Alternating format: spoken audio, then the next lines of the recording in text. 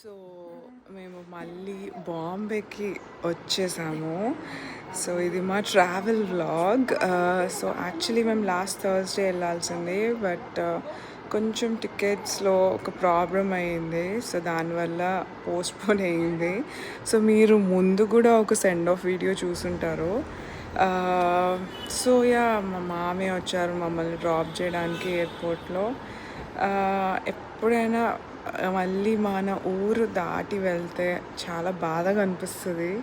ఎంత పెద్దవాళ్ళమైనా, పిల్లలకి తల్లి అయినా మళ్ళీ కొన్ని రోజులు పడుతుంది మన రొటీన్ అడ్జస్ట్ అవ్వడానికి, కొత్త సిటీలో అడ్జస్ట్ అవ్వడానికి.